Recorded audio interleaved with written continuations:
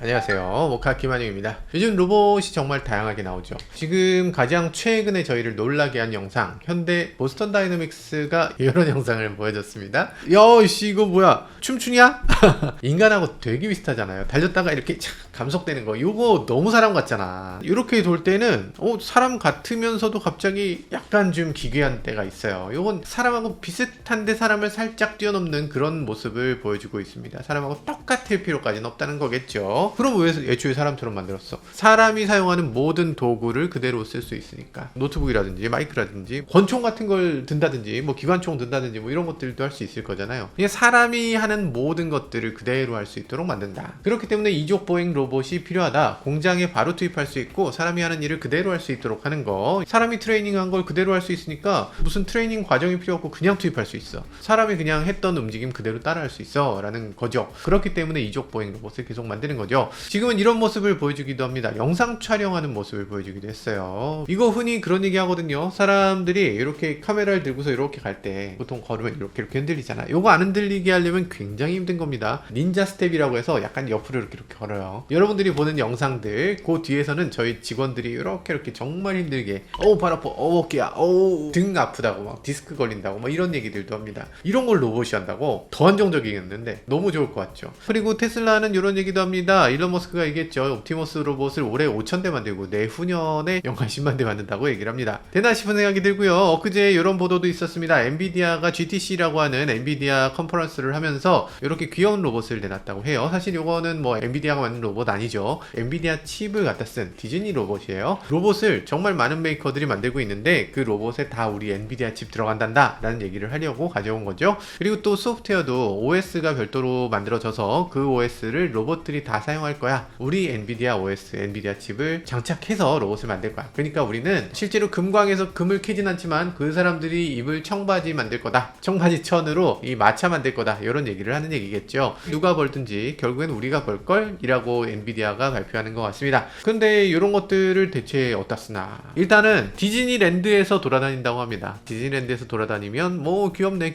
정도의 의미라고 봐요. 진짜 귀엽긴 하다. 그죠? 자, 그리고 얼마 전에 이런 것들도 있었습니다. 로봇 청소기 근황이라고 하면서 로봇이 청소기를 미는 모습을 보여주죠. 다이슨 청소기인가? 아무튼 요걸 막 밀고 있어요. 그렇게 해야 되나? 그렇게 해야 되나? 삼성전자에서 이런 거 했습니다. 주주총회 했는데 여기에 사족 보행 로봇이 여기 빗자루를 짚고서 빗자루질을 하고 있어요. 이거 만든 건가? 생각해보면 좀 이상합니다. 요 사족 보행 로봇 요거 1억 원입니다. 1억 원짜리인데 여기다가 지금 빗자루질을 시키면 잘할 수 있을까? 빗자루로 쓸어서 뭐 얼마나 잘 돼. 우리 진공청소기라는 게 개발됐잖아요. 우리도 빗자루 안 쓰는데 차라리 그냥 로봇 청소기를 써. 로봇 청소기는 150만 원이면 되는데 지금 1억짜리 로봇보다 훨씬 청소 잘할걸? 물걸레도 혼자서 빱니다. 다 말리기도 스스로 하고. 생각해보면 이 로봇이 어떤 걸 했어야 되냐면 로봇 청소기한테 물통 갈아주고 양말 벗어놓은 거 이거 다 세탁기에다 집어넣고 이런 것들을 해줬어야지. 그런 생각이 들어요. 그러니까 지금 봤을 때 헤매고 있습니다. 지금 많은 메이커들이 로봇을 만든다는 것 자체는 만들어야 되는구나 라면서 만들고 있어요. 근데 그 중에서 정말로 이걸 어디다 활용해야 되는지 알고 있는 회사는 별로 없는 것 같아. 일론 머스크가 로봇이 우리 테슬라의 미래고 기존에 있었던 모든 자동차를 합친 것보다 로봇 산업이 훨씬 더 클 거예요 라면서 로봇이 미래인 것을 많은 사람들한테 각인시키고 나니까 우리도 할 수 있어, 우리도 구를 수 있고 우리도 점프할 수 있고 우리도 쿵후할 수 있어 라고 하는데 그게 뭐? 그걸로 뭐 할 건데? 아니 활용할 수 있는 분야를 먼저 생각하고 그 다음에 로봇을 만들어야 되는 거 아니야? 로봇을 먼저 만들고 활용할 분야를 생각해야 되나? 어느 게 먼저인지는 잘 모르겠지만 어쨌든 빗자루질하는 로봇을 쓴다는 건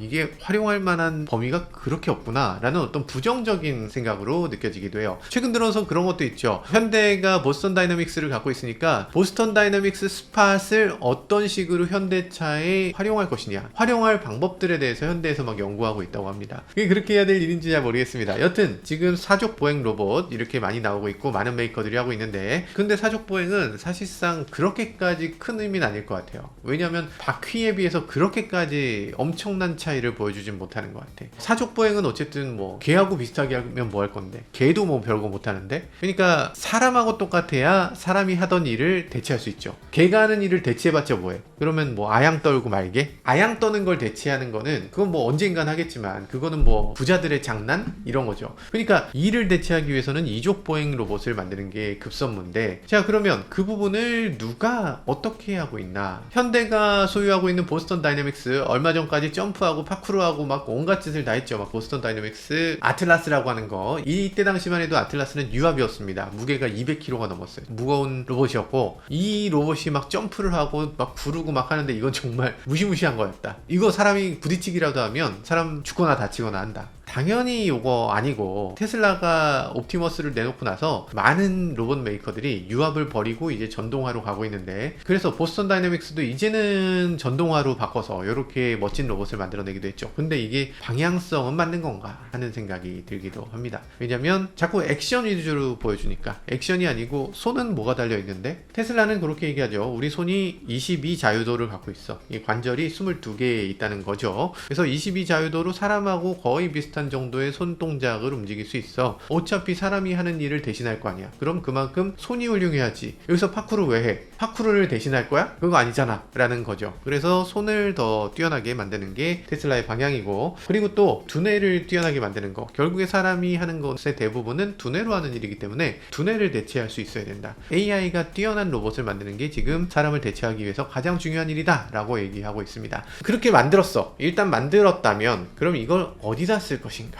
어디에 로봇이 꼭 필요할 것인가에 대해서 많이들 연구를 하고 있는 것 같습니다. 네, 최근 들어서 여러 가지 얘기들이 있는데, 저는 촬영용 로봇 당연히 있으면 좋을 것 같고, 그 밖에도 저는 우리 세상에서 꼭 필요한 곳이 하나 있다고 생각됩니다. 충남에서 이런 기사가 나왔어요. 한국에 AI 돼지 빌딩 세운다 해서 양돈 빌딩을 짓는다는 건데, 여기 사진 보세요. 충격적이죠. 와, 이렇게 생겼어. 일단은 보시면 이게 빌딩인가 싶은 생각이 드는데, 빌딩 맞다고 해요. 전자동 냉난방 시스템이 들어있고, 환기 시스템 있고, 질병 예측 시스템 있고, 차단 방역 등등의 스마트 축산 기술이 접목됐다 라고 합니다. 뭐 알겠는데 요거 괜찮을까? 당연히 난리가 났겠죠. 여기 기사를 보면 충남도 사륙의 아파트 AI 돼지 빌딩 추진, 이렇게 해서 세계적 흐름에 역행하고 죽음의 돼지 공장을 공표했다, 이렇게 발표했습니다. 그러니까 동물권에 대해서 얘기하고 있는 많은 단체들이 있죠. 어떻게 동물을 이렇게 가둬서 공장으로 키울 수가 있느냐, 이거 문제 많다, 이렇게 얘기합니다. 이걸 얘기하면서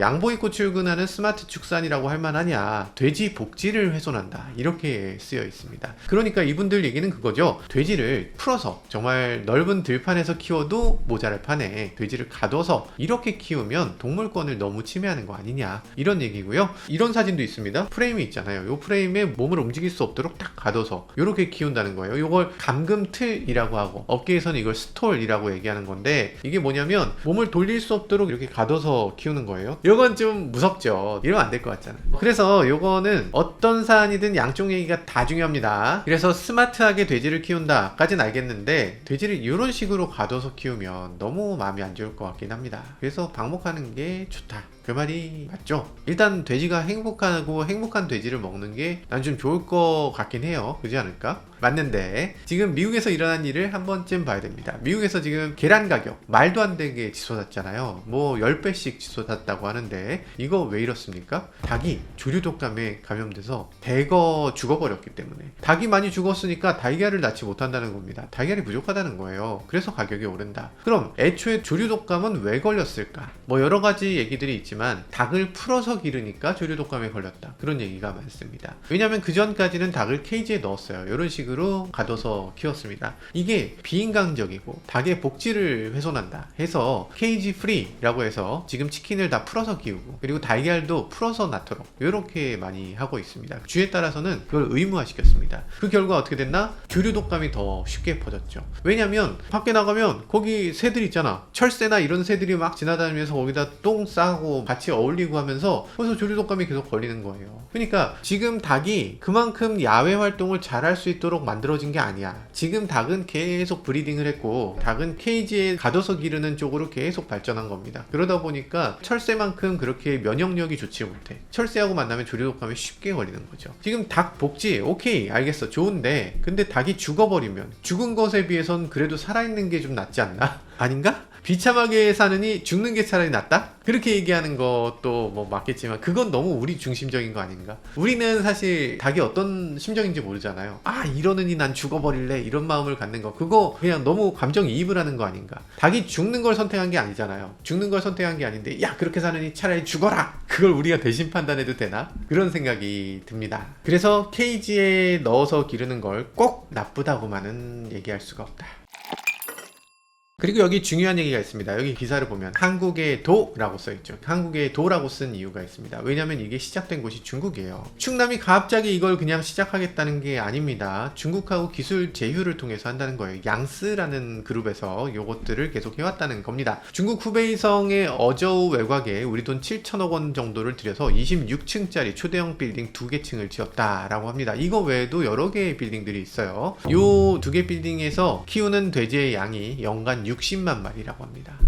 보통 돼지 농가들이 1층이잖아요. 단층으로 돼지를 키웁니다. 2층도 없어요. 근데 지금 26층이면 같은 면적의 26배를 더 키울 수 있다는 얘기죠. 용적률을 뭐 정확하게 모르겠지만 대충 2000% 이상 되는 셈이에요. 그죠? 땅값 엄청 절약되겠죠. 뭐 여러 가지의 기술들이 들어있다고 합니다. 각 층마다 암퇴지가 몰려가는 암퇴지 분만실이 있다고 해요. 그리고 돼지고기 가공 작업장이 같은 층에 있다고 합니다. 그 층 안에서 돼지가 분만을 하고 새끼가 커서 그리고 나서 또 분만하고 또 크고 거기서 돼지고기가 돼서 햄이 돼서 나가는 것까지를 다 한 큐에 해결한다는 얘기인데 좀 미안한 느낌이 들긴 하는데 이게 바람직하다는 생각이 들긴 합니다. 그럼 중국에서 왜 대체 이런 짓을 하나? 우리나라 같으면 땅이 부족하니까 거기서 한다 할 수 있는데 중국은 땅이 넓잖아요. 그러면 이거 풀어서 길러도 되는데 왜 이렇게 하나? 첫 번째는 땅을 아낄 수 있다. 땅을 그렇게 그냥 확 넓히는 것보다 줄여서 할 수 있으면 더 좋죠. 위로 쌓으니까. 두 번째는 환경오염을 줄일 수 있다는 장점이 있습니다. 돼지가 너무 많기 때문에 환경이 오염된다 라고 생각할 수 있지만 반대로 넓은 농장에서 키우면 넓은 땅을 오염시킵니다. 근데 좁은 땅에서 위로 쌓으면 분뇨를 완벽하게 처리할 수 있다. 그리고 폐기물도 더 제대로 될 수 있다. 지금 영세한 농장들에서 폐기물 처리를 제대로 하기 굉장히 어렵죠. 그래서 그게 관리 감독이 안 되기 때문에 축사 근처에 가면 냄새가 날 수밖에 없고 그게 지하수로 오염될 수밖에 없습니다. 우리나라는 특히나 땅이 좁잖아요. 그러니까 축사와 농가가 또 가까이 있어. 가까이 있다 보니까 축산물에서 분뇨로 오염된 지하수를 가지고서 또 농사를 짓습니다. 축가에서 온 식중독균이 그게 다시 채소에 들어가기 때문에 채소에서 노로바이러스니 뭐니 이런 것들이 오염될 가능성이 생기는 거죠. 물론 뭐 전부 그렇다는 건 아니지만 그럴 가능성이 생긴다. 그래서 분뇨를 함부로 지하수로 내보내지 못하게 이런 것 잘 처리하고 오히려 에너지로 전환하는 기술까지 쓸 수 있도록 한다라는 큰 장점이 있습니다. 그리고 지금 첨단 사육시설이라고 만들어진 거 급식이 자동입니다. 온도 조절도 자동입니다. 모든 돼지마다 각각 건강 모니터링을 합니다. 그래서 사육 과정을 굉장히 쾌적하게 잘 만들 수가 있죠.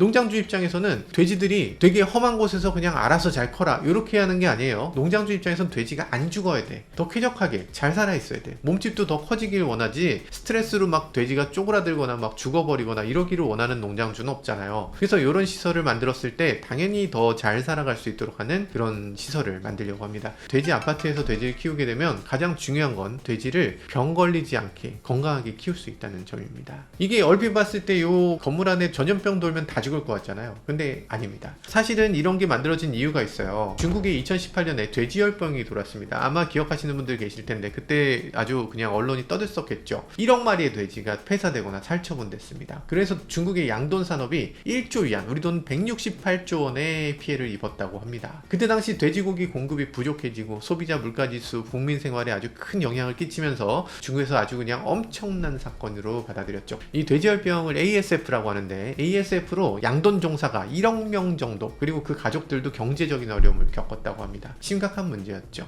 그래서 2019년부터 중국에서는 고층 빌딩형 축사를 허용하게 됐고 그 이후로 이렇게 축사를 계속 더 높여서 만들게 되는 겁니다. 이게 흔히 말하는 바이오 시큐리티, 이런 바이오 시큐리티를 위한 거죠. 이 안에서 뭔가 빠져나가지도 않고 밖에서 뭔가 들어오지도 않도록 하는 생물 보안을 처리할 수 있도록 해준 거죠. 바이오 시큐리티는 차단 방역 아닙니까? 라고 하시는 분이 전에 댓글로 있으시던데 차단 방역 맞죠? 맞는데 차단 방역은 이 안에 뭔가가 생겼을 때 밖으로 못 나가게 하는 거, 그거에 국한돼 있다면 바이오 시큐리티는 그거보다 훨씬 더 넓은 개념을 말하는 거예요. 아무튼 바이오 시큐리티를 위해서 이런 식으로 관리되는 건물이 훨씬 더 유리하다라는 겁니다. 그리고 여기서 만약에 전염병이 한 층이 생겼다 그럼 그 층부터 그 영역을 폐쇄하고 나머지를 살릴 수 있는 그런 역할도 해주고 있어요. 그래서 공기 공급이라든지 물 공급이라든지 이런 것들을 각 지역별로 다 따로따로 공급할 수 있도록 만들어져 있습니다. 중국이라면 학을 띠는 조선일보 보도에도 이런 게 있습니다. 지금 사육 공간이 아주 청결해서 자동 급유기, 스마트 공기 여과기, 소독 시스템, 돼지 분뇨를 발전 난방 등을 위해서 청정 에너지로 전환하는 바이오가스 기반 폐기물 처리 시스템까지 완비했다. 이렇게 돼 있고요. 공기 통로도 층별로 공기 통로가 서로 연결돼 있지 않다고 해요. 각각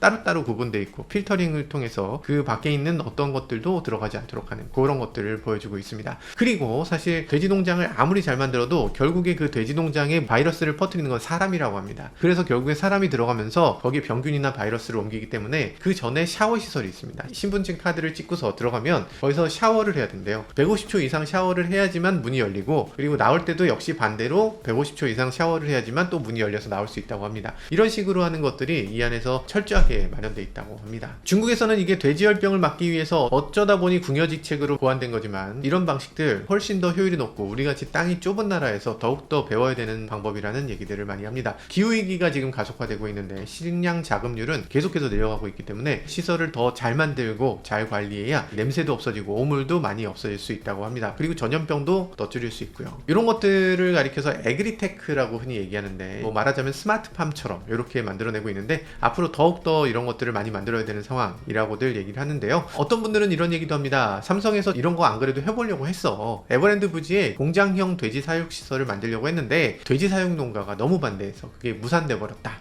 아무튼 우리나라에도 이런 것들이 돼야 된다. 그런데 갑자기 왜 이 얘기를 하느냐, 사실 저는 이런 시설을 만들 때 로봇이 가장 적절하지 않은가 라는 생각이 들어요. 그러니까 돼지 농장에서 가장 먼저 하는 게 돼지 송곳니 빼는 거라고 합니다. 돼지가 송곳니가 있는데 이게 사람을 자칫해서 다치게 할 수 있기 때문에 돼지 이빨을 막 빼면서 이걸 돼지가 살아가는 환경을 굉장히 좀 불편하게, 돼지의 동물권을 좀 해치는 그런 일들이 있는데, 사실 안 하면 좋죠. 안 하면 좋은데 사람이 어쨌든 관리를 해야 되니까 동물권도 중요하지만 인권도 중요하기 때문에 결국에는 그런 식으로 돼지를 관리할 수밖에 없다라는 건데, 사실 굉장히 좀 어려운 일이죠. 돼지들이 가득한 곳에 사람이 들어가서 일한다는 게 쉽지 않잖아요. 근데 이런 상황에서 만약에 로봇이 하라면 어떨까? 보스턴 다이내믹스니 이런 데서 지금 로봇이 막 점프하고 공중제비 돌고 뭐 구르고 뭐 이런 것들을 보여주는데, 그게 과시용 로봇이잖아요. 이제는 좀 가치 있는 제품들 좀 내놓으면 좋지 않을까 라는 생각이 듭니다. 지금 자동차 생산 라인에 들어갔는데요, 자동차 생산 라인 잘하는데요, 뭐 이렇게 얘기하시는 분들 계시지만, 자동차 생산 라인은 좀 특수한 환경입니다. 자동차 생산 라인 보면 기본적으로 바퀴 달린 물건들이 다녀요. AGV라고 하는 이런 장비들 다닙니다. 여러 가지 짐들을 막 실어서 나르기도 하고 자율주행으로 왔다 갔다 하는 게 원래 있어요. 원래 있다 보니까 이런 로봇 자동차들이 다니기 위해서 바닥이 원래 매끈합니다. 그냥 바퀴로 다니면 돼. 이족 보행이 필요가 없어, 사실상. 그런 상황에서 굳이 로봇을 투입해서 이거 잘하지 않습니까? 라고 얘기하기에는 그게